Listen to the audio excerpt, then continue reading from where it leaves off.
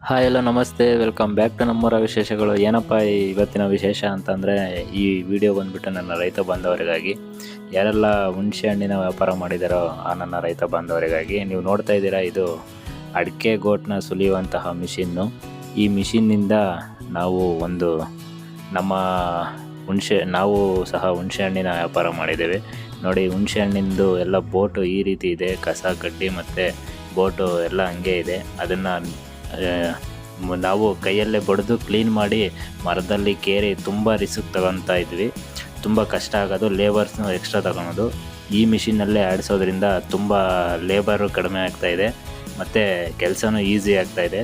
ಎಷ್ಟು ನೀಟಾಗಿ ಬರುತ್ತೆ ಅಂತಂದರೆ ನೋಡಿ, ಇದು ಈ ರೀತಿ ಒಳಗಡೆ ಈ ರೀತಿ ತಿರುಗೋದ್ರಿಂದ ಇದರಲ್ಲಿರ್ತಕ್ಕಂಥ ಡಸ್ಟು ಮತ್ತು ಕಡ್ಡಿ ಮತ್ತು ಗುಳ್ಳೆ ತುಂಬ ನೀಟಾಗಿ ಕ್ಲೀನಾಗಿ ಈ ಥರ ಬರುತ್ತೆ. ಇದನ್ನು ನಾವು ತಗೊಂಡು ಬ್ಯಾಗ್ ಹಾಕ್ಬಿಟ್ಟು ಡೈರೆಕ್ಟ್ ಮಾರ್ಕೆಟ್ಗೆ ಕಳಿಸ್ಬೋದು. ಇದರಲ್ಲಿ ಏನು ಮತ್ತೆ ಆಯೋದು ಆ ಥರ ಏನೂ ಇರೋದಿಲ್ಲ.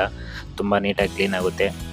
ಇದೇ ಥರ ನನ್ನ ರೈತ ಬಂದವರಿಗೆ ಇದೇ ಥರ ವೀಡಿಯೋಸ್ ಬೇಕು ಅಂತಂದರೆ ನಮ್ಮ ಚಾನಲ್ನ ಸಬ್ಸ್ಕ್ರೈಬ್ ಆಗಿ ಮತ್ತು ತುಂಬ ಜನಕ್ಕೆ ಶೇರ್ ಮಾಡಿ. ನಮ್ಮ ರೈತರಿಗೆ ಯೂಸ್ ಆಗುತ್ತೆ ಇದರಿಂದ ತುಂಬ ಎಲ್ಲ ರೈತ ಬಾಂಧವರಿಗೂ ಟೈಮ್ ಸೇವ್ ಆಗುತ್ತೆ ಮತ್ತು ಶ್ರಮ ಕಡಿಮೆ ಆಗುತ್ತೆ. ಇದರಿಂದ ಈ ಮಿಷಿನ್ ಬಳಸೋದ್ರಿಂದ ತುಂಬ ಚೆನ್ನಾಗಿದೆ ಈ ಮಿಷಿನ್ನು.